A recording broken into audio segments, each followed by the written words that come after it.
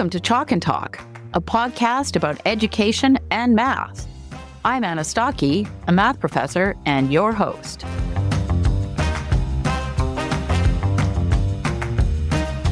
Welcome back to another episode of Chalk and Talk. Today's guest is someone whose work has had a profound and lasting impact on education in England and beyond. Described as the most influential schools minister in England's history, during his decade in office, the Right Honourable Sir Nick Gibb led a series of evidence-based reforms that reversed a long-standing decline in academic performance. In this episode, we discuss the state of education he encountered when he first started visiting schools, including the widespread use of ineffective teaching practices and low academic expectations.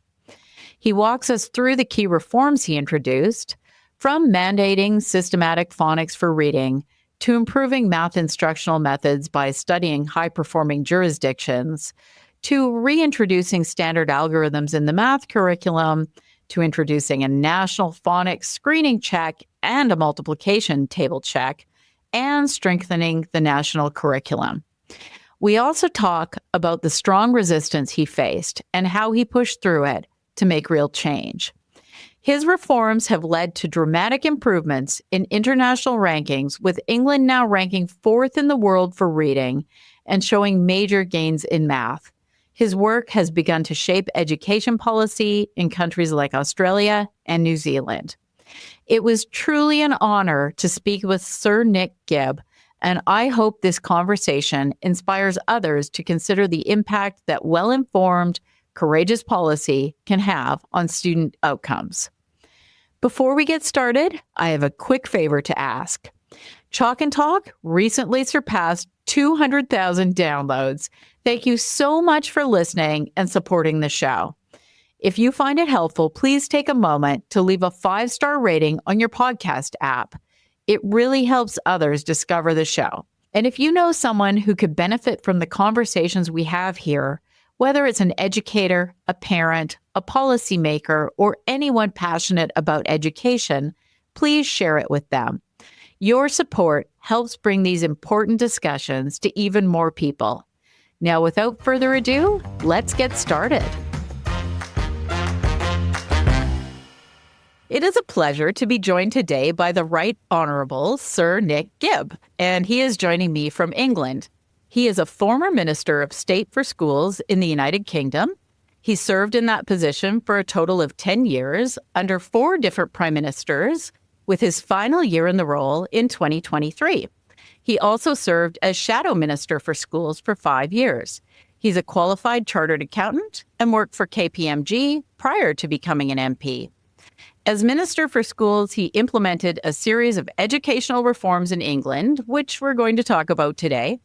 And following those reforms, England's academic results improved significantly on international tests, reversing a trend of decline.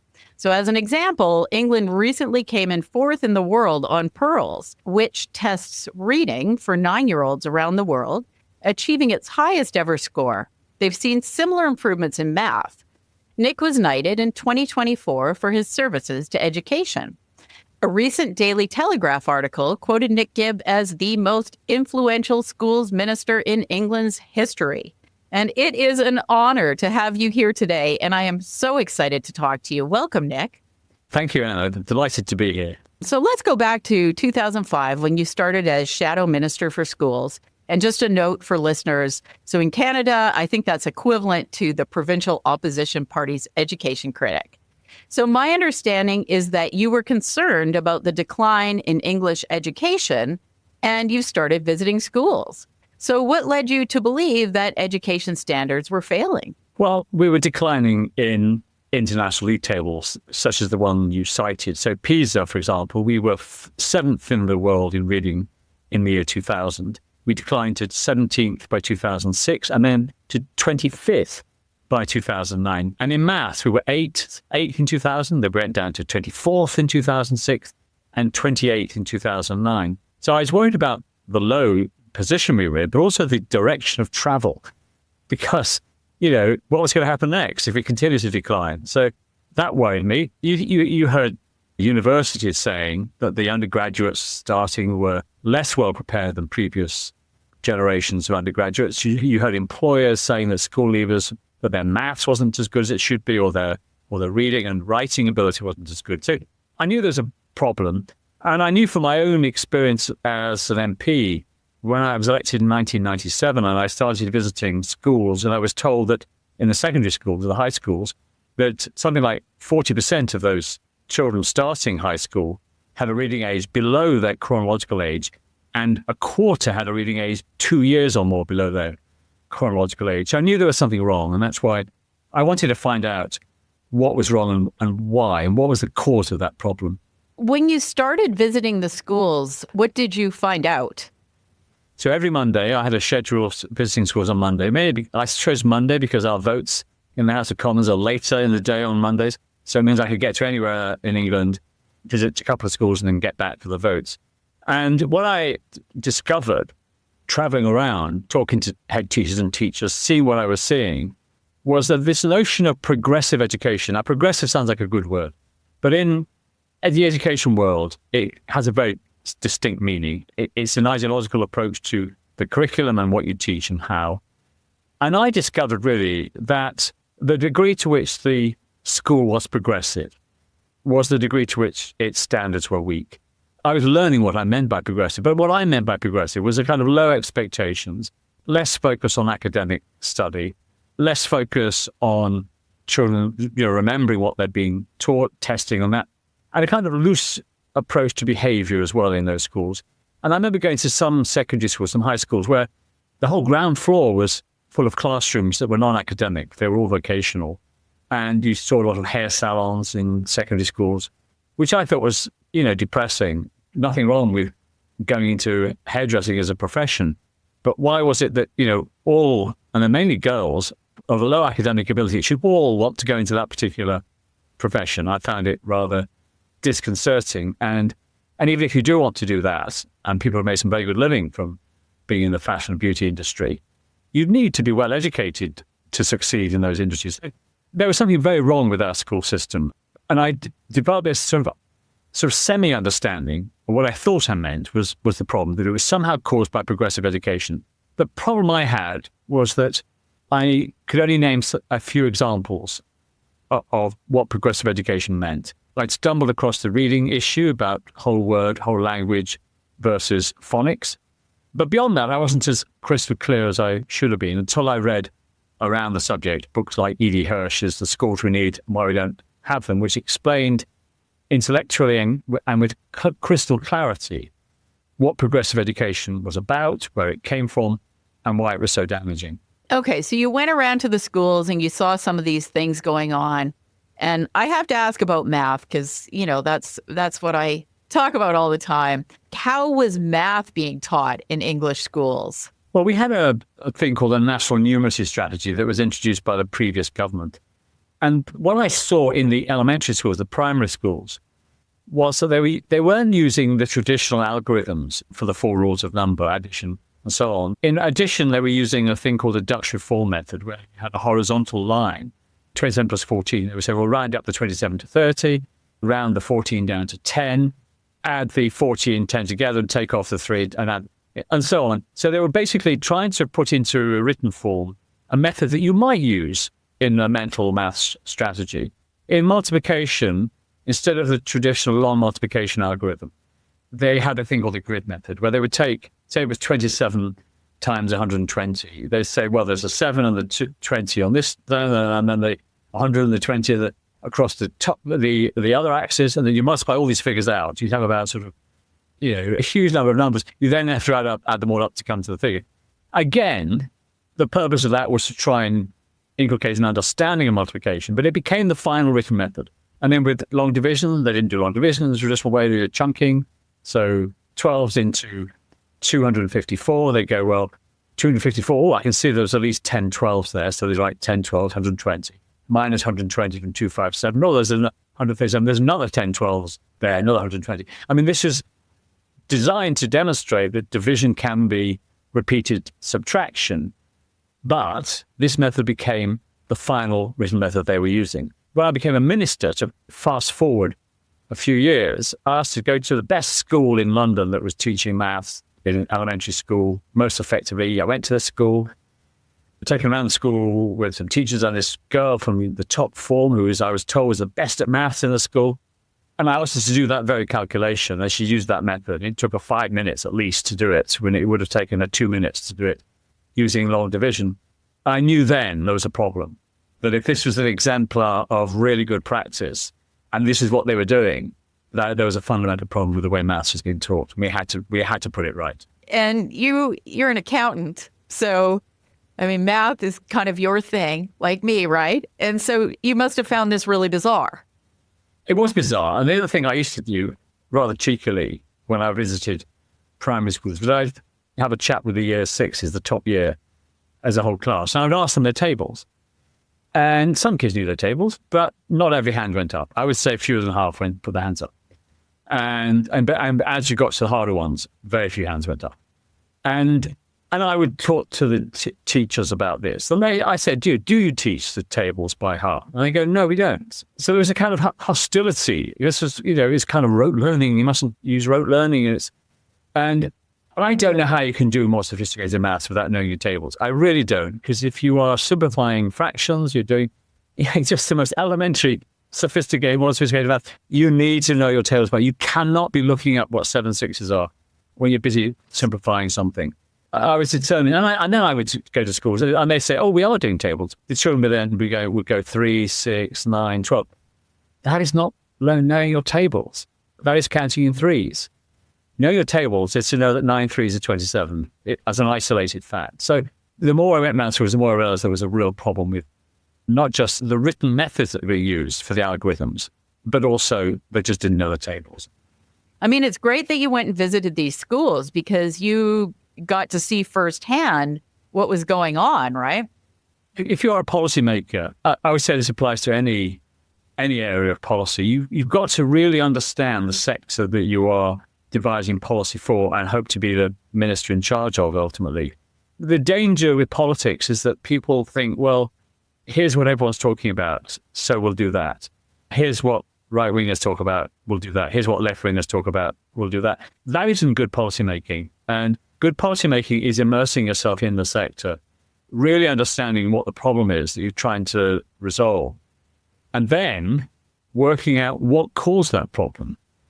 And then when you've worked out what causes the problem, then you can come up with some policy prescriptions. But there has to be in that order. But too much of politics is about, let's just do this thing because we hate those people and it sounds good to our base. And that is a really bad way of going about politics. So on that note, let's actually talk about the political side of things. And you made a lot of reforms. And you were, you're a member of the British Conservative Party. And sometimes people think, well, maybe this is a left or right issue. But is education a left or right issue? What do you think?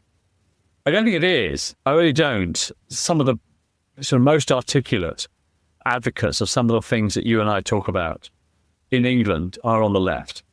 And why wouldn't they be? Because guess who the children are who most suffer from an inadequate, poorly evidenced approach to teaching and curriculum? They aren't necessarily the kids from well-heeled families who, A, they'll probably get a good education at home, B, they'll do well anyway because they're well supported.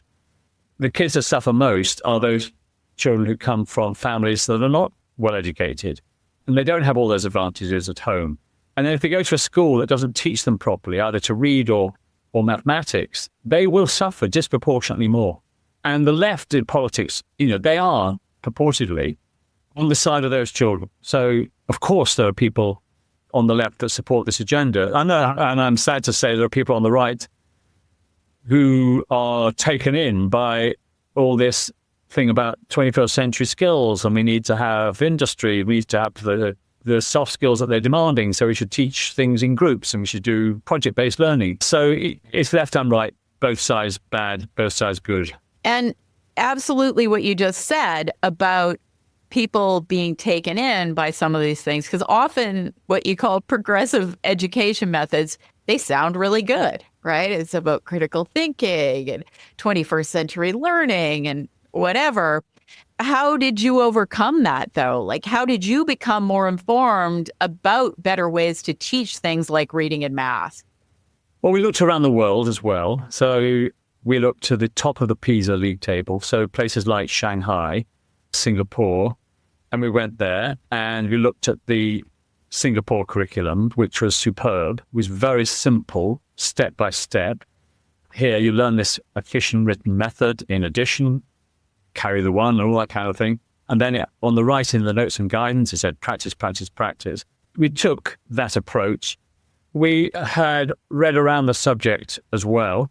Obviously, I mentioned E.D. Hirsch, the schools who need why we don't have them, the importance of knowledge, the importance of automaticity and things like tables and other mathematical number facts and so on. And then also I was introduced to another author, Daniel Willingham, who wrote Why Don't Students Like School? And he made a very important point that the working memory, which is where all these high-level intellectual activities take place, the critical thinking, the problem solving, the creativity, it can only handle half a dozen pieces of new information at once. If I gave you 2 phone numbers, you could probably remember them. If I gave you 25 phone numbers, you would not be able to remember them instantly. You need to have things in your long-term memory if you're going to critically think, because you can't just think about 6 things. You can't do much critical thinking with 6 facts. You need thousands of facts and deep knowledge to be able to critically think and be creative. So in education, Willingham says, is about getting that knowledge into a long-term memory. And that's what the schools are meant to be doing. That's what your whole education is about. That doesn't mean boring facts. It doesn't mean cats have 4 legs. It means sophisticated knowledge about the battles between the executive and parliament in history and so on, and the complexities of chemical formulas and chemical reactions. All the vast quantity of human knowledge that's been created over thousands of generations is what you're trying to get into the long-term memory of young people. And then from that, you'll be able to perform those critical thinking. Because absolutely, those 3 skills, critical thinking, problem solving, creativity, are really important in a modern economy like Canada and Britain. Of course they are. But you just don't get them by teaching them. Today's lesson is critical thinking. Because as I said, they're all based on getting knowledge into a long-term memory. And also they're domain specific. So if you're good at problem solving in maths, don't expect that maths professor to be able to fix your car necessarily. They might be able to, if they've been on a car mechanics course and have become very clever. But just because you're good at problem solving in history doesn't make you a problem solver in maths. It really doesn't. And that's something that the progressivists just seem to overlook, that it is domain specific. Is that what you refer to as a competency-based curriculum? So in Canada, I hear people sometimes talk about a 3 C's curriculum, and the idea is to focus on critical thinking, creative thinking, and collaborative thinking. And by the way, I would say these are all things that can't be defined or measured. So you call that a competency-based curriculum in England?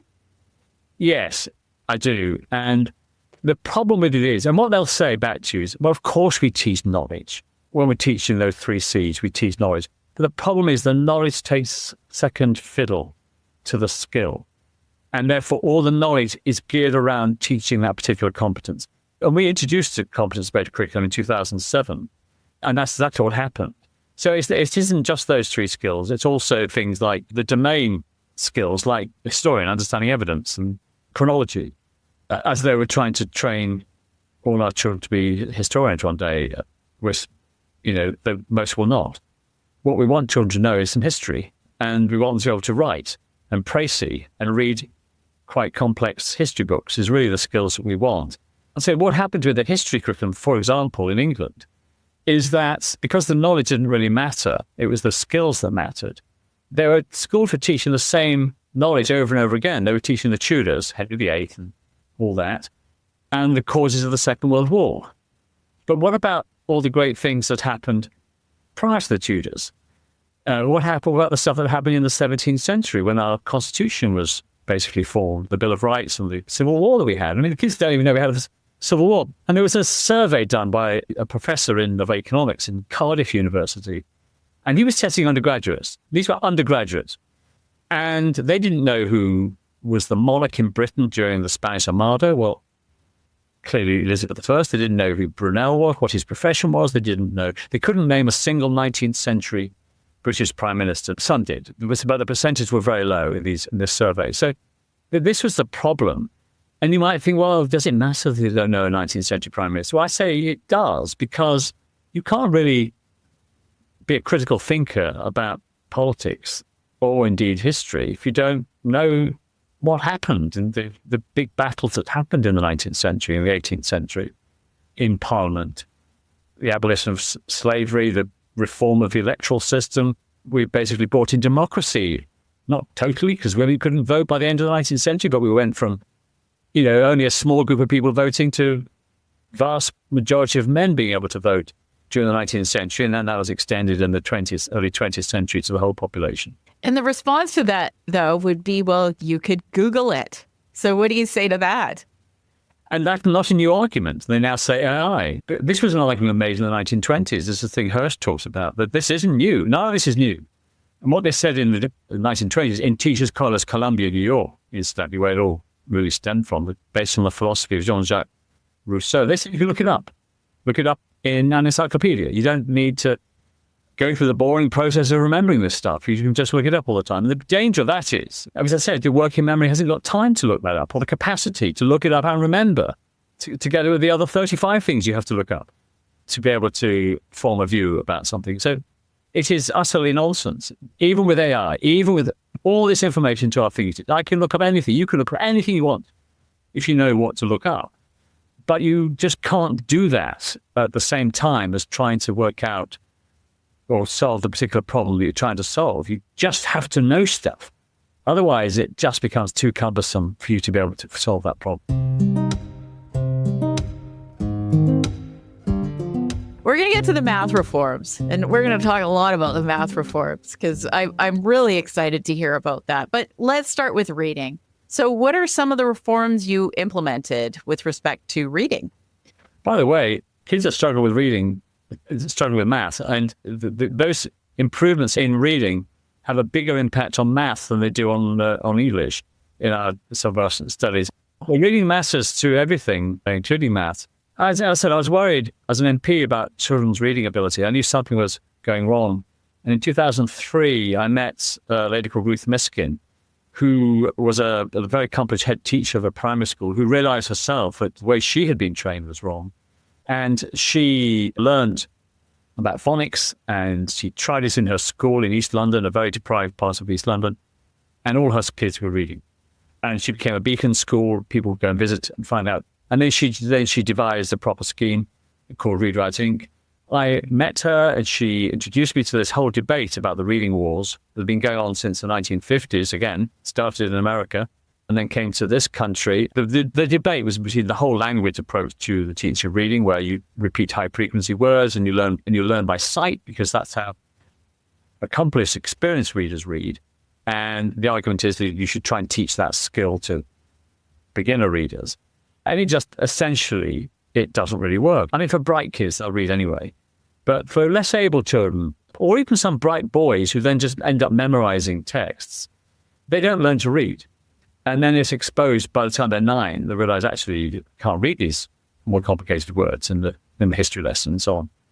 I then ran a campaign before we came into government about this, and got the previous government, to make a minor change to the curriculum.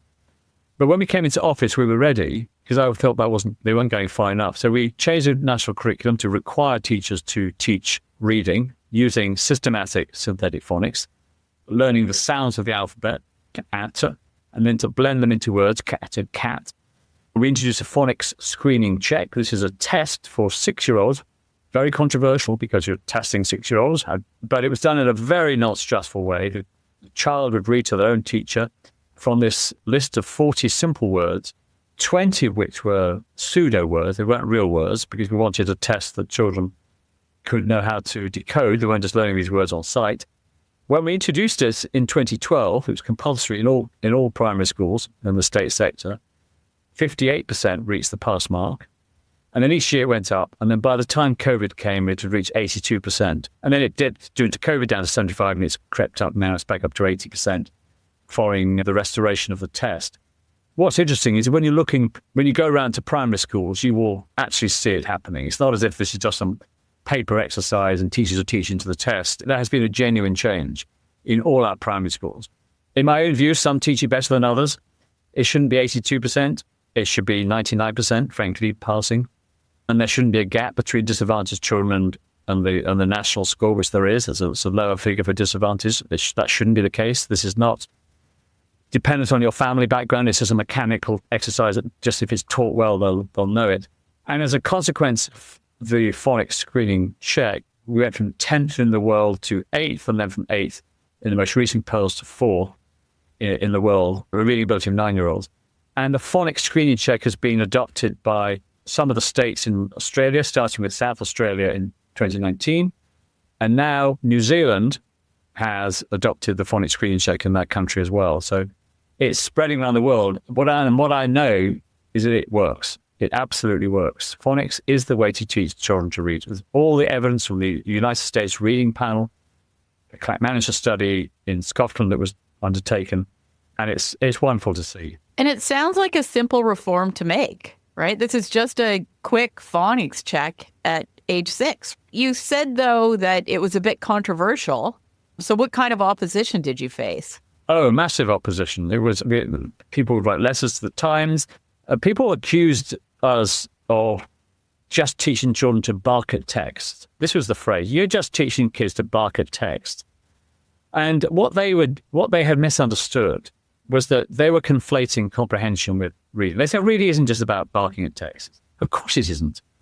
Of course it's not. But you can't read if you can't bark at text. If you can't decode these squiggles on the page, you won't be able to comprehend. So they conflated comprehension and decoding, and you need both. You need to teach the skill of decoding as though you're teaching the scales of a piano. At the same time, you need children to increase their vocabulary. They need to be read to every day by their teacher. In a vocabulary-rich environment is the way it should be taught. So the vocabulary is increasing at the same time. And then once they have managed to decode effortlessly words, then you can move on to the children reading more and more books on their own, increasing their speed of reading, which is very important, and then their love of reading. And children love it if they can do it.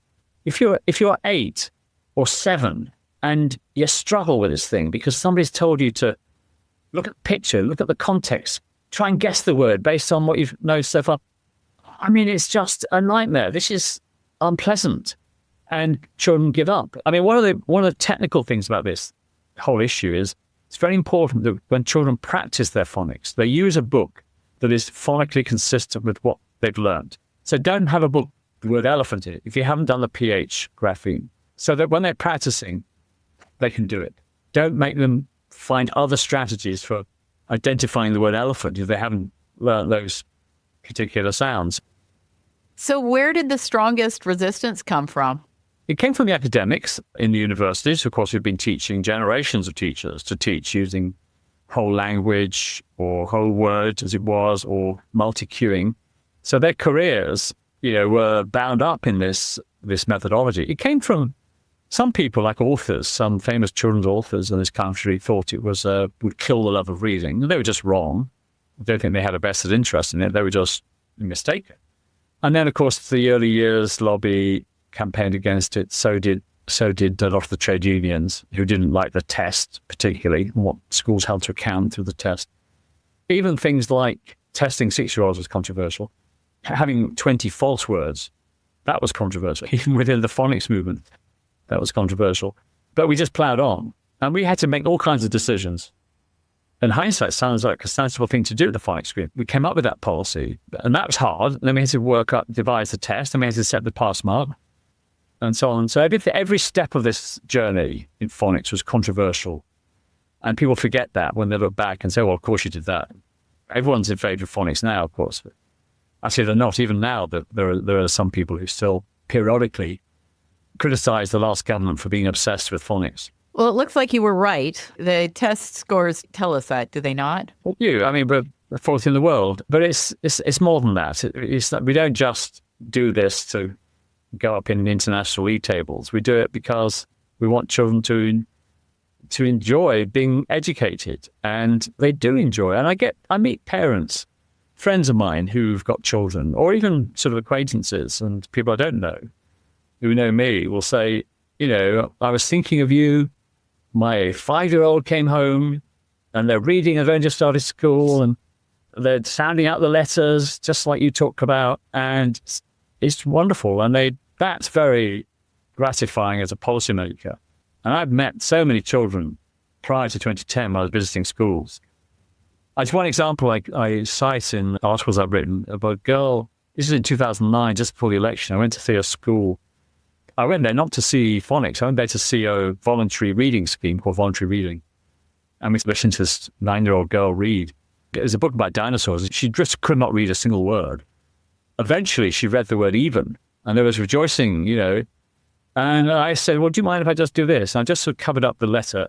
I'd covered up the first letter, E. I covered up the E of even. And I asked the girl if she could just read that word. And she could not. So in many ways, it was a wild guess who got the word even. And she couldn't read the word then. And it was so upsetting to me because this girl was a couple of years away from high school. She could have been taught to read. And she hadn't been. I don't think you'll see that examples like that today in our primary schools, unless there are very particular circumstances affecting that child. And I should ask, because you mentioned that there was resistance from education academics and some children's authors. What about the classroom teachers? Yes, there was resistance, because who am I, this Nick Gibb fellow, and Michael Gove, the Secretary of State? One's a journalist, one's a chartered accountant. Neither of you are teachers, telling us, I've been here for 20 years running this classroom. Who are you to tell me how to teach reading? So there was that, I have to say, and they had a point, but so did we have a point. We cite all this evidence. So there was resistance, but when it's implemented in a school and they see these children reading, it does change minds, it really does. Okay, so let's move on to math, my favorite subject. So what are some of the reforms that you implemented in math? Well, we really did focus on primary. That was where the real problem lay. And all that, of course, then does impact on what happens in secondary. And as I said earlier, we looked around the world and we looked at the Singapore curriculum. I went to Shanghai and Hong Kong and saw maths in those two parts of China. And it was astonishing. Those children were 2 years ahead in Shanghai, at the top of the league table. And what we learned was that the children, there were 42 in a class, so these weren't small class sizes. One teacher, very focused, engaged, but they took every step of the algorithm, whole lesson on a tiny step of the algorithm. They contrast that with what I saw in England, in a school I was taken to, where they spend half the lesson teaching these children the long multiplication algorithm. I looked around the class and 3/4 weren't putting the line in the right place. Then after about 20 minutes of this, the teacher then said, right, take out your laptops, we're going to learn the Japanese method. And this was some kind of weird triangle thing. I had never heard of it then or since. I'm sure you know all about it. But these poor kids, they hardly grasped all the complexities of the long multiplication algorithm. And yet they were then asked to try and learn this other method. So the good thing about what's happening in Shanghai was that it was a whole lesson just on a tiny bit of the algorithm. And we had a lot of exchanges with Shanghai. We had our teachers going out to Shanghai. We had Shanghai teachers coming to England. And they loved coming to England. And they saw some of our more creative approaches to the arts and things which they liked. But they also taught maths in the way they teach maths in Shanghai. And we had exemplar lessons. I remember going to see one. And they had this wonderful teacher. I think it was year 4 she was teaching, grade 4. It was a whole lesson on 2 digits by 2 digits times 2 digits, both ending in 0. So she did 70 times 30. So 70 times 30. What's step 1? Throw away the zeros. What are you left with? 7 times 3. What is 7 times 3? 21. How many zeros did we throw away? 2. How many zeros did we pick up? 2. 21, 0, 0. The answer is 21. I looked around the room. Every single child was getting it right. And as she went through the methodology and how you set it out, every single child was getting it right. It was wonderful. And there's a whole lesson on that. And then the children did other examples of, other 2 digits ending in 0. So we learned from that. And we did those exchanges as well over several years until COVID. And I think it's just been resumed, I think. Because we were trying to introduce a concept called math mastery. Every child should be adding and subtracting fractions, because it's not string theory. It just might take some children a bit longer and need a bit more support and help, but they should all be moving on at the same time and learning the same thing. So we learned that concept of math mastery. We brought it to England. We set up a series of maths hubs. These are sort of schools that were doing it well. We've got a national centre of excellence in the teaching of mathematics that we contracted to come in and make those schools even better. And then we spread that practice across the maths system. So we changed the national curriculum, which is a legal requirement, year by year, setting out precisely what needs to be taught in every year. That was controversial. One of our people resigned over it, one of our panel members of the curriculum review, because they said it should be key stage by key stage. The key stage is about 3 years or 4 years, key stage 2. We wanted it much more precise. This year you will learn this, and this year you will learn this. And in fact, it wasn't done by term, it was done by year. And it was very detailed. And then we started work on the multiplication tables check. So we'd already started and implemented the phonics check, which was the same principle, but for multiplication tables. Wanted every child to know the tables to 12 times 12, not 10 times 10, which is the previous system. 12 hours a day, that's 12 months a year. 12 is quite a useful number to be able to multiply. And by year 4, not by year 12, not by year 6. And we brought in a test. Children were given 6 seconds to answer each question. From the moment they said, ready for the next question, then you get 6 seconds to answer it. 25 questions. It took many years to pilot, to get it right. I can't remember which year. I think 2020 we rolled it out, but it was middle of COVID, so we kept it voluntary until after COVID. I think it was 2022 is compulsory. 27% of children achieved full marks, 25 out of 25. And the average score out of 25 was 20 point something. And this year, it's just risen up to, I think, 42% of children have got full marks in the multiplication tables check. And when I go around schools now, and I ask children in year 6 or year 5, indeed, every hand goes up. They all know their tables. And so that's at age 9? Yes, age 9. Another simple thing to implement that probably has a huge impact. So the phonics test and the times table test, those are excellent ideas. And really, we should be able to implement that anywhere, right? I mean, everybody everywhere needs to know those things. So it makes a lot of sense. Did you do anything about calculators? We did. One of my predecessors took out, when I was out of office, she said, we're going to have no calculators at the end of primary school tests. So we have a test anyway. It was already in place before we came into office. At the end of primary school in reading, writing and maths, and we just basically took the calculators out of those tests. There's plenty of time to calculators in the next, 5 years of high school plus 2 years of sixth form for doing more sophisticated maths. Well, let's just use this primary school phase to make sure that the proper arithmetic and mathematics is firmly embedded. So I want to ask about your changes to the math curriculum. The politician might have some ideas that the curriculum should be changed, and they give this to the people that work in the Department of Education.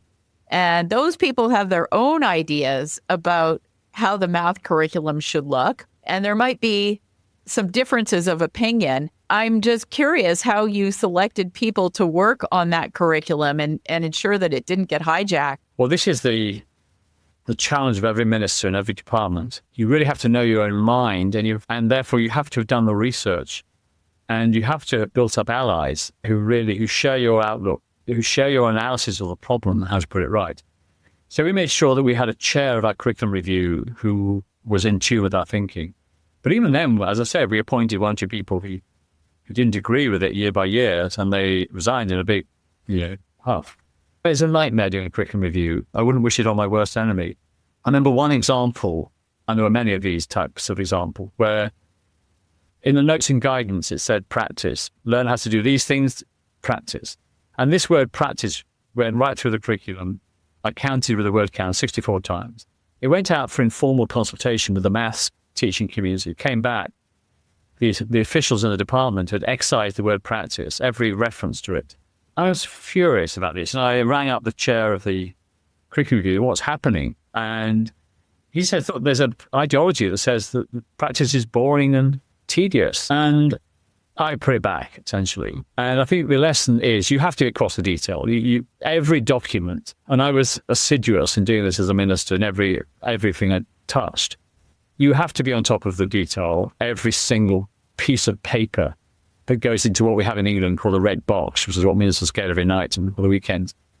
Because otherwise things either incompetently slip through or deliberately try to slide it through. So you have to be on top of that.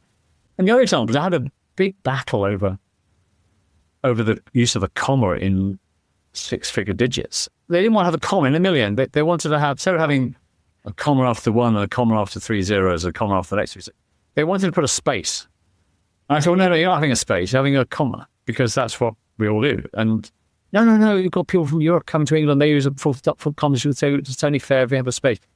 And I said, no, having a comma, because that's what the Times newspaper uses, and that's what's in all the government documentation.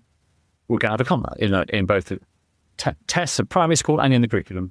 And they fought really hard. I didn't understand why they were fighting hard. But at the end, it was just such a bonkers idea. I just said, look, I'm the minister. Ultimately, we're having commas. These are the kind of life you lead as a minister. These little battles every day. Every day was a battle. There's no question. Every day was a battle of some sort. I think you're pretty tough. I think a lot of ministers would just say, well, I'm going to listen to the experts, right? I'm going to listen to my experts, and they would just let this go. And I mean, what you did by standing your ground, that is just amazing. And it would have a huge impact on a lot of kids. And I wish more ministers of education would do this type of thing. It is interesting. We had lots of debates that weren't necessarily as battle-strewn as that. So, for example, what year do you do the phonics screening check? There was an argument for doing it in reception, so you're not wasting a year, or I felt that was too soon. There was an argument for doing it in year 2. I thought that was too late. In the end, we settled on year 1, end of year 1, which is kids who have been there nearly 2 years by that stage in our system. And there's an argument about when do you do the multiplication tables check? We chose year 4, 9-year-olds, because if you wait till year 6, then the worry is the schools will just obsess about multiplication tables and they'll neglect the other stuff. They don't want that. They don't want them just to teach multiplication tables. There's a whole lot more they need to learn. And there were big debates about long division. There was a whole bunch of experts who, indeed, including people that I trusted, who thought long division should wait till high school. And I just said, no, this is simple. This is just an algorithm. This is not string theory.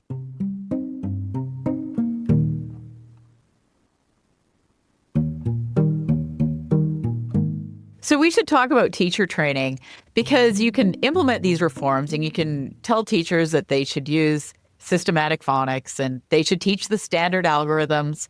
But if they're being told not to use those approaches in teacher training, that's going to undermine those efforts. So I'm wondering if you can talk about your reforms to initial teacher training. Issue to raise. We didn't really touch teacher training properly until 2018. We came into office in 2010. And basically my experience had been both in opposition and in government that I was sort of hitting a brick wall talking to the educational faculties of the universities. They just didn't really want to debate.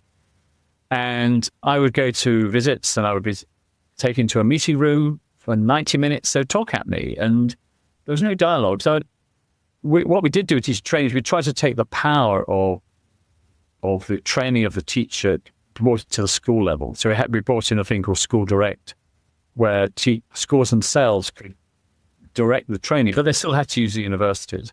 So in the end, we introduced a thing called the Early Career Framework, which was a better curriculum for teachers in the first 2 years of their career in the classroom after they'd left university and had done their postgraduate certificate of education. And that was evidence-based. It was based on all the things teachers really need to manage a classroom, behavior, knowledge, all those things, a set of ethics. And it was all evidence-based. We set up a thing called the Education Endowment Foundation, a kind of What Works Center back in 2010. They signed off on everything that was in this early career framework. And it went down well, extra mentoring for teachers. We then took that upstream to teacher training. And we said, right, we're going to use the same principles. This is going to be what we call the core content framework of what teachers should be taught in their training at an educational faculty of a university. And they all said they would support it. I don't think they really did in reality. And then we got the inspectorate to inspect those faculties on the basis of that core content framework. And some actually didn't get through that inspection. Then we decided to do a market review of teacher training. And essentially, we asked every school-centered teacher training and universities to reapply for accreditation. And they had to demonstrate how their courses were in tune with this core content framework. And some didn't get through that, and they had to revise their systems. So some dropped out, and they couldn't do teacher training. And then we said, right, now show us the documentation. You said you do it, you signed up to it, now show it. And that's when a lot fell down, and they had to redo their documentation. So it was a hard slog. We had a lot of controversy with particularly the top universities, Oxford and Cambridge in particular, said we were interfering with our academic freedoms. We said, no, you can teach what you like, but we are the contractees, if you like. You are our supplier. We're giving you this money to train all our teachers. We want you to train them in accordance with the evidence. So you do what you like and other things you want to do to teach them, but they have to learn this. And in the end, they conceded. And I think it's had an impact. You hear things about whether in reality they're delivering it on the ground, but I think it has had an impact of just making sure that teachers are trained in accordance with the evidence. And I do hear schools I trust saying to me that the teachers that are coming through now, the newly qualified teachers, are not as imbued with a lot of the progressivist ideology that previous generations of teachers have been. So I think it has been, I would say, partially successful in reforming teacher training. So just following up, I think you said something about there was a way for schools to train the teachers. Can you say a little bit more about that? Well, we have a thing called school-centered initial teacher training, where they can train their teachers. What they can't deliver is a postgraduate certificate of education, which most graduate teachers want. They want that extra bit of paper. So then they have to use the universities. And then we had School Direct, where again, they could direct the training either to another school-centered initial teacher training or to a university. So we were just trying to give more control over what was taught to those trainee teachers to the schools than before. And with a school-centered initial teacher training, you can give them qualified teacher status. You just couldn't give them a PGCE. And I think that's something that I'd like us to be able to change in further reforms. We also established a National Institute of Teaching. And the idea behind that was to take the principles of really successful schools and multi-academy trusts like Michaela or Ark and Harris and get them to train teachers in tune with that approach, because we know that's very successful. And that has been going a few years now and is proving successful as a kind of competitive challenge to the existing university providers. Okay, so they'd get like a content degree in some subject, a teachable subject. Exactly. So teaching is a graduate profession. You either do a Bachelor of Education from the age of 18 for 4 years, or the most common route is to have an undergraduate degree in something.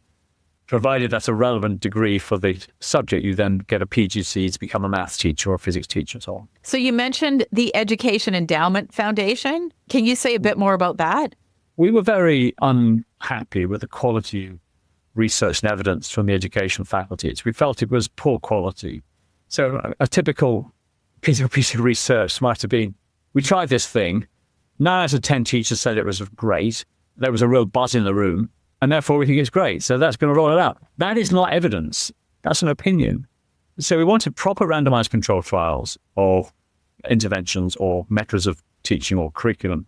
And that's why we gave this body this money to do this, £137 million, which in the context of the austerity in 2010, when we were dealing with the aftermath of the banking crash, was a huge sum, to spend over 10 years with the interest as well on evidence, so randomized controlled trials. And they've proven very effective. They've had real credibility with the teaching profession, very well-run organization. We have renewed their 10-year, I think with another 120 million to take for another 10 years.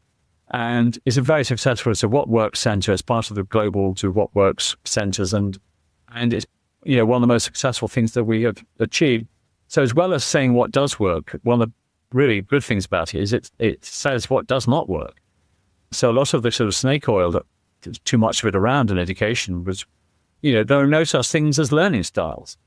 I can't tell you, these things had real currency in the school system, and the EEF just debunks them. So there's just no evidence for this approach. So don't use it.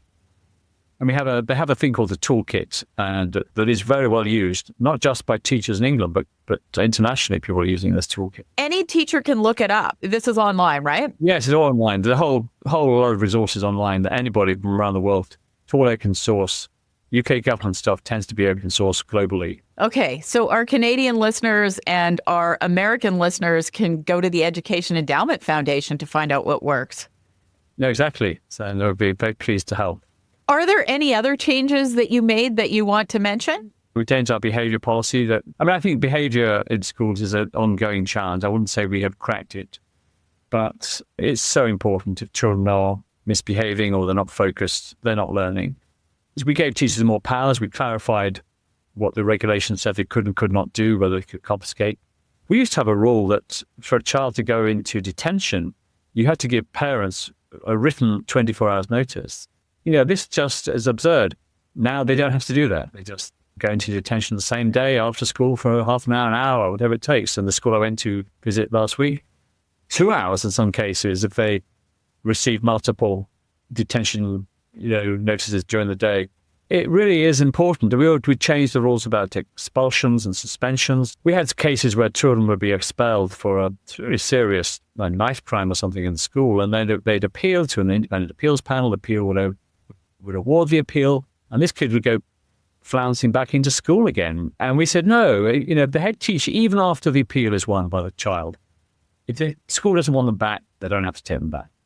And this just gave more confidence to schools and to heads to do what they have to do to maintain good behaviour in the school. And this school I went, I think it was a couple of weeks ago, it's called Dixon's Trinity in Bradford. I mean, it's exemplary. This is a school that serves very disadvantaged parts of northern England, and the children there are focused and studious and serious and happy because the behaviour is such that they can just work, and they want to work, so they want to get on. I'm not saying we've achieved that across the school. We absolutely haven't, and COVID has created some new problems, but we certainly took some good, proper steps forward in improving schools and to enable schools to implement behaviour strategies that really do work. Any other changes you want to mention? We also changed our curriculum, our qualifications. We've just brought them in, the GCSEs at 16 and A-levels at 18. We made them more knowledge-rich and more rigorous, put them on a par with international standards of the best performing countries. The other thing we've not touched on is the whole structural changes that we introduced. So all our schools until 2010 were really run for decades, centuries, have been run by the local authorities, which there are 150 around England. And we learned from the charter movement in the States, from the free school movement in Sweden as well. And we basically wanted to give schools independence, like a charter school. We gave the power to any governing body of an academy, of a school, to leave the local authority and become what we call an academy, which is essentially a charter school. And now we're in a position where 80% of high schools are now academies, and 40% of primaries are academies. And you say, well, why does this matter? Because, well, they have autonomy over many of the decisions that they want to take. And it means that they can be free to challenge the prevailing orthodoxies that had, until we came into power, really dominated the local authorities. And it's very difficult. I remember going to a school in my own constituency in Sussex, where I said, doing a multiplication tables check, and she said, no, I'll ask the local authority whether I should.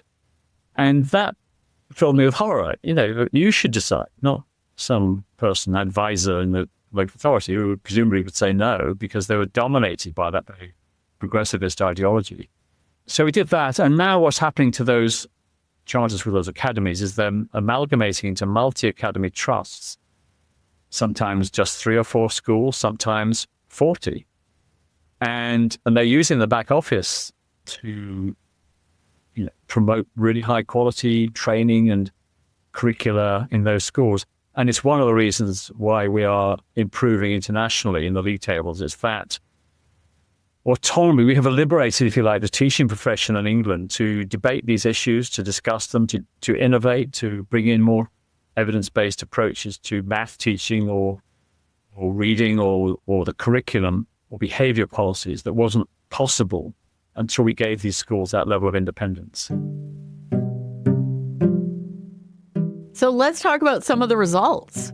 So when you started making reforms, you didn't have concrete evidence showing that they'd work. You took a risk, you stood firm, you made the changes, but now you do have some evidence, I think, that your reforms actually worked. So can you talk about that? Yeah, so we are going up in those international league tables. We are now fourth in the world in PIRLS, performance in reading literacy. And that's, I know we were 8th 5 years earlier, and we were 10th 5 years before that. And they attribute that, and if you read the report, they attribute it to the focus on phonics. And the reason we've gone up, the reason why our scores are high, is because of the low attaining pupil improving. And that really fills me with joy. We haven't got there because our ablest children became even more able, although they have. That hasn't pushed up our position. It's the least able who have become competent readers that's pushed up our score. That is everything we dreamed of when we set about this reform program. In maths, we've gone from 27th in 2009 in PISA to 11th in the world. I'm delighted by that result as well. And there are similar figures in TIMSS as well, particularly at grade 5 in the sort of elementary school as well. So you're right. What this has enabled us to say and demonstrate is that all the theories that we had about knowledge-rich curriculum, East Asian approaches to math teaching, phonics in the teaching of reading, that was all based on what we'd read and theory and studies like Clackmann's US Reading Panel and so on. But now we've got concrete evidence based on international surveys that show us going up. Now, people say, well, your actual score's gone down because of COVID, or they say, oh, well, it's all relative. But we're not going down. We're going up. That's the point. And you do see this change in schools. You see better discipline. You see more sophisticated maths being taught. You see children knowing their tables. You see them being able to read, and fewer children struggling. I'm always open to challenge. If you can say, well, you're not delivering on this metric or that metric, let's have a look. But every metric that I encounter points to the success of this approach to policy. And you kind of have a comparison group because unlike England, Scotland and Wales didn't implement the same reforms. So tell me a bit about that. What was going on in Scotland and Wales, and how have their student outcomes compared? Although I was the UK education minister, I only had jurisdiction over schools in England.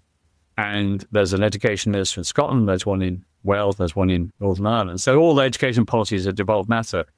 And they were very critical of our approach to education reform. And they went, not only did they not implement our reforms, they went further and went more progressive. So Scotland introduced a curriculum for excellence, a competence-based curriculum. And then subsequently, so did Wales. And we are able to break down the UK's PISA score between the four nations. You look at England's maths score, as I said, we went from 27th in 2009, we went up to 11th in 2022. Scotland in maths went from 21st in 2009 to 30th, down to 30th in 2022. And then in science as well, Scotland went from 16th in 2009 to 30th, whereas we in science went from 16th to 13th. And the same in Wales. Wales, their reading went from 35th in 2009 to 33rd, so they're just languishing in the 30s. Same with maths. They went from 37th in 2009 down to 40th, they're now 33rd. And science, again, 27th in 2009 down to 34th. So they've basically languished, either gone down or they just haven't improved, and they're down there in the 30s. The one exception is reading in Scotland, where they're the same position that we are in England. They don't take part in PIRLS, so it's hard to know precisely why it is that they're in PISA, they're at the same level we are, which is 13, different from PIRLS, where we're 4. This is 15-year-olds. And the only explanation I can work out, Scotland is a small country compared to England in terms of population, but two of the most important phonics studies took place in Scotland. One was in Clackmannanshire and one was in West Dunbartonshire. The only conjecture I can come up with, it's not evidence-based because we don't have the evidence, is that because they've had all this phonics attention in Scotland, that it has fed through to their reading. But in terms of the curriculum for excellence, which is absolutely a competence-based type curriculum, we see the effect on science, we see the effect on maths. It's been a disaster, and I think they're in something of a crisis in both countries, both Scotland and Wales, over these PISA results. I mean, the government has changed in the UK, right? So what impact will that have on the reforms? Well, I obviously worry about these things. I mean, we live in a democracy. I think if people want to change policy, that's the way it is. The two things that worried me, one is a bill they introduced called the Children's Wellbeing and Schools Bill, and that tries to undermine some of the autonomy that academies have. And I think that's a very dangerous move, because that autonomy is part and parcel of the success. It's giving those professionals the freedom to do the things that they were prohibited from doing, either directly or through soft power, the tyranny of the majority view that prevented them from doing things. So I worry about that. They want to make the national curriculum apply to all academies and so on, all kinds of different things that I'm not sure are necessarily wise if you want to free up the profession to do what they think is right. And they've also conducted a curriculum review. And I was worried about that because I saw people on the panel. I didn't think many of them were necessarily, some were, but not all of them were in tune with our thinking that lay behind our successful reforms. The politics came to the rescue, though, because the narrative in the press over bill I talked about, the legislation, was so damning on the government because they said this is a government not wedded to high standards, that the Prime Minister's office was very worried about that narrative, and I think they intervened to make sure that the curriculum review didn't change things as dramatically as it might have. So the interim report came out a couple of weeks ago, and I was relatively sanguine about what I saw in that review, that I don't think it will undermine what we've achieved in terms of improving the curriculum. What's interesting, though, I think I might have touched on this earlier in your podcast, is that the teachers in this country now really are engaged in the debate about curriculum, teaching methods, in a way I don't think they are to the same extent in other countries. They blog and they write. We have this thing called Research Ed, which I know has come to Canada and come to other parts of the world, but it started here. Tom Bennett, teacher in London, started this. And all the bloggers, and there are many of them. I'd like to plug my book on your podcast. Yeah. Coming out in late August, September, called Reforming Lessons, and it's about our reforms. And in that, I talk about the importance of the blogger teacher bloggers, and there are scores of them, if not hundreds.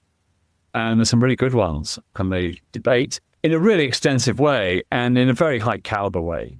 That's really important, and that you can't put that genie back in the bottle.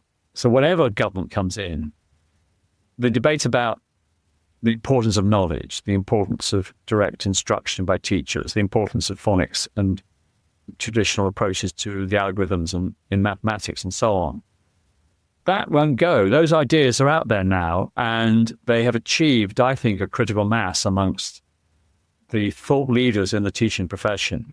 So I'm confident that these reforms the fundamentals of the reforms will stick, even if bits of it are chipped away at by future governments. And I'm hoping it will spread globally.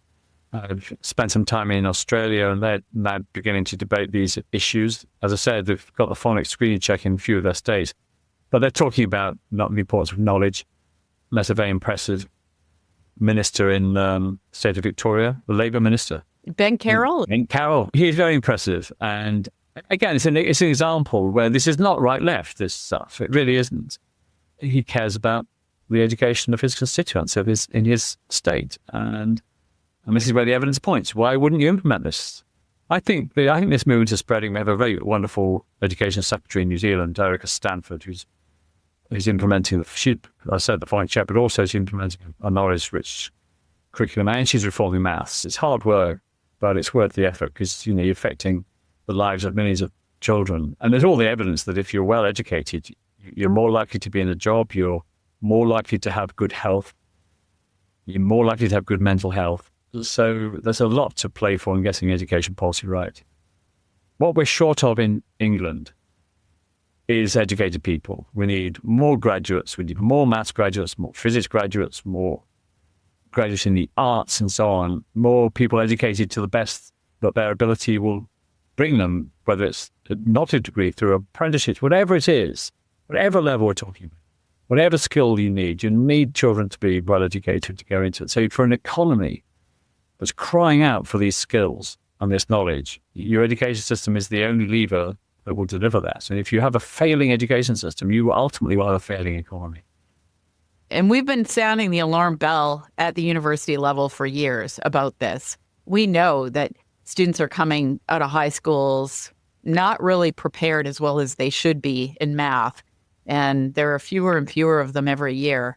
It is a serious situation. It doesn't need to be, because, the things you're talking about on this podcast series, all the evidence is there about how to teach maths in the most effective way. And we've just got to make sure that evidence trumps ideology in the delivery of our education system. I want to ask you some questions about advice, if you can give some advice on a few things, because obviously you're in a unique position, and I think you have a lot of insights and perhaps some good advice that you could give. Let's start with this. So suppose a politician or a policymaker is listening and they want to become more informed about education. So what books would you recommend they read? I would certainly read E.D. Hirsch. I would say that's the starting book. That's E.D. Hirsch, Hirsch, and it's the schools we need and why we don't have them. I read it on the beach in South Carolina on holiday in 2006, and it basically answered all the questions that I was struggling with. Very helpful indeed. And then there's Daniel Willing, and I mentioned earlier, that Why Don't Students Like School, that explains the importance of knowledge in terms of cognitive load on the working memory, where all the high-level sophisticated thinking takes place. That was, again, eye-opening. There's other books as well, a slim volume, but has swept this country, England, in terms of teachers reading it. And that's Daisy Christodoulou's book, 7 Myths About Education. There's my book, of course, that's absolutely essential, Reforming Lessons, published by Routledge in the autumn. And there's other books like Progressively Worse, I don't know whether it's still available, written by my co-author some years ago, 2014, called Progressively Worse, published by Civitas. Again, it explains the history of our education system in England. If you can read one of those books, I would read Hirsch. So if a member of the government party, a government minister, say, wants to implement reforms like you did, what advice would you give them? Well, you have to decide the policy. You cannot rely on the civil service for policy. I have a huge respect for our civil service in Britain. They're very good at implementation. They are absolute past masters at implementing things. They are not good at policy development. And why would they be? They don't take part in debates. They don't have constituents. They don't attend the kind of, political events that I have attended all my life, because that's not what they do and not what they should do. They're not meant to be going to those things and having those debates. But that's where policy is made. It's the thinking and the honing of ideas where policy emerges. It does not emerge from a civil servant who's good at implementing, sitting down on a piece of paper and saying, well, how do we resolve this problem? And the other thing that civil servants tend to do is that they think they represent the sector. So if the sector says you don't need multiplication tables, then that will be the view of the civil servants. You don't need multiplication tables because that's what the sector says.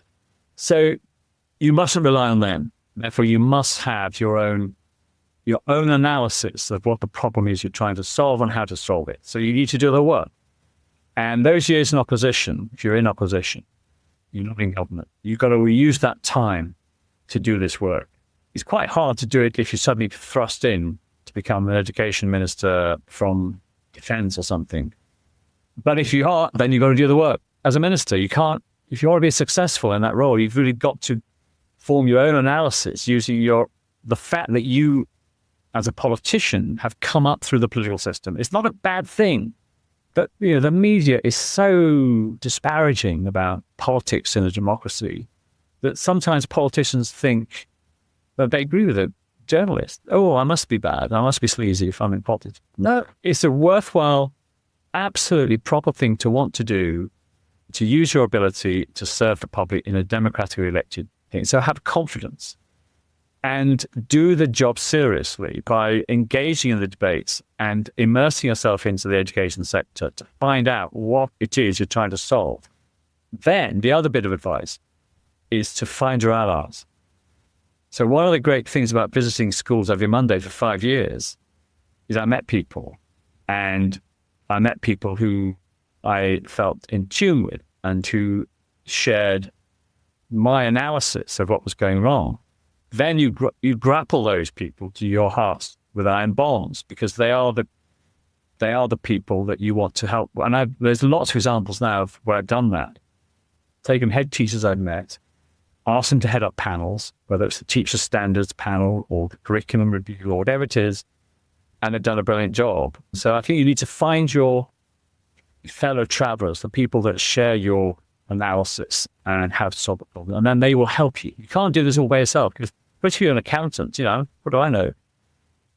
So I had expert friends in every field. I had Tom Bennett, who set up research there, but he was also our behavior czar. I had Ruth Miskin, who helped me with all the stuff on reading. I had a lady we haven't mentioned called Debbie Morgan, who worked for an education company, but who was brilliant in bringing that Shanghai maths approach to English schools. I had Ian Balcombe, who headed our teacher training reforms, but before that, he's a linguist. He headed our review of how to teach foreign languages in our school, which was a terrible mess, and he tried to put that right for me. So in every field, you get your experts who will help you, and you identify who they are, not because the civil servants tell you. They'll tell you the wrong people. You've got to find your own by being out there in the schools, year in, year out, teaching people. So that's the other strong advice I'll give. And then finally, one more, and that is about compromise. Because if you want an easy life as a politician, as a minister, compromising will make your life much easier. However, if you compromise on what you know to be the right way to improve things, every compromise you make chips away at the success of those reforms. Every single one will, even if it's by a tiny percentage. So the initial view is do not compromise, but then you will have to compromise where you absolutely have to. So I've compromised on a number of things. Sometimes I regret the fact they compromised. But for example, the phonics screening check, it would have been lovely to have published the results of those on a school-by-school basis in the way we do our end of primary school tests in reading, writing, and maths. If I had done that, I think we'd have had a boycott of the tests by the unions, and it wouldn't have succeeded. So I said, we won't publish it at a school level. It will be available to the inspectors to see. It will be available to the government to see and the local authority to see, but we won't publish it. As a consequence, we've had that test in place now since 2012, and it's still the test of time. So you do have to make compromises, but only where necessary, and not where it's just for an easy life. Let's say you're an advocate for education reforms, so like a parent advocacy group, or someone like me, I'm a math education advocate. I have been for many years. You want to persuade a politician to implement real reforms. What do you think is an effective approach for doing that? I think there's a case for trying to get to know a politician before they take office, if possible, because they then have the time to really get into the weeds. If they're that type of politician, I would say meet as many politicians as you can in government and out of government. And then you've got to try and identify the ones who are listening to you. You can tell they're listening to you because they're looking at their watch after 10 minutes, and you're wasting your time really with those ones. So find the ones who are really interested in what you have to say and are concerned. Those are the ones you need to spend time with then, whether they're in office or in opposition. But in some ways, better if they're in opposition, so they've got time to to really immerse themselves into all that complexity. I mean, you know everything about maths. You're a maths professor, and you will assume all kinds of knowledge that a non-mathematician like me will have, and we just don't have it. And so you'll have to take us through what it is you're talking about, and particularly if they're new to the education world. But there's no point in doing it if they're not interested. If they just sort of, look, I'm here because I want to be the Prime Minister. This is a stepping stone. I'm going to go from here. I'm going to go become the Chancellor of the Exchequer, the Finance Minister, and then I'll be Prime Minister. So you can bore me for 10 minutes. You're wasting your 10 minutes with that person. I mean, I met yesterday online a lady called Maria Murray, who runs the Reading League in the States. And so she's all in favor of phonics and so on in terms of reading.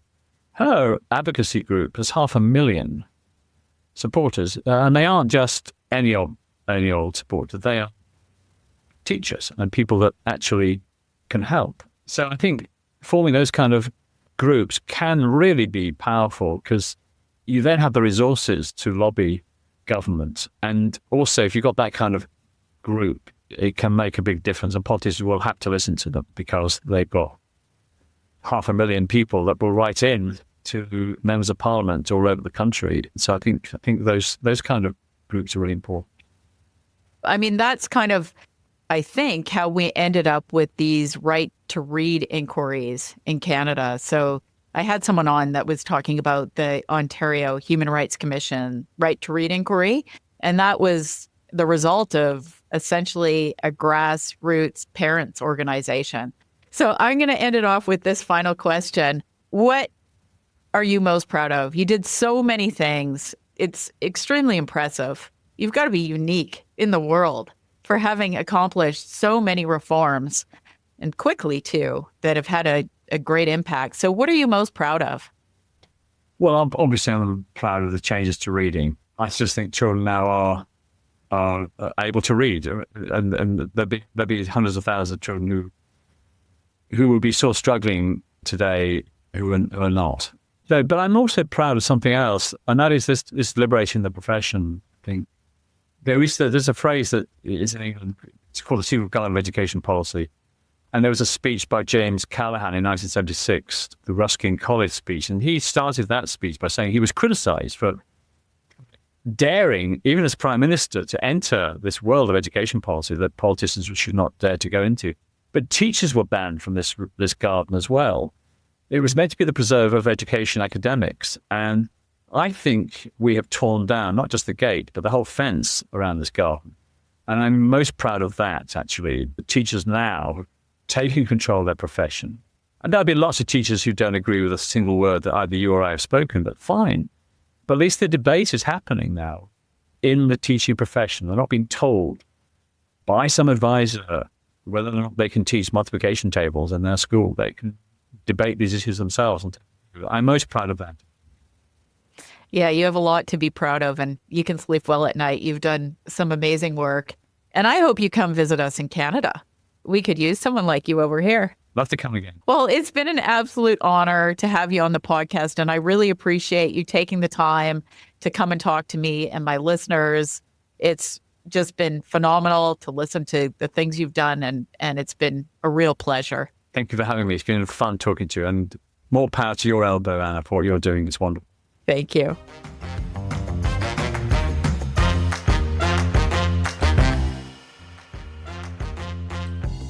If you enjoy this podcast, please consider showing your support by leaving a 5-star review on Spotify or Apple Podcasts.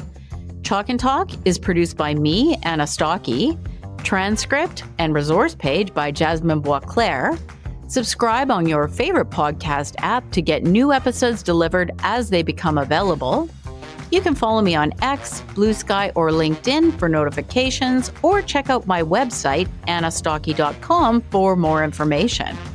This podcast received funding through University of Winnipeg Knowledge Mobilization and Community Impact Grant, funded through the Anthony Swady Knowledge Impact Fund.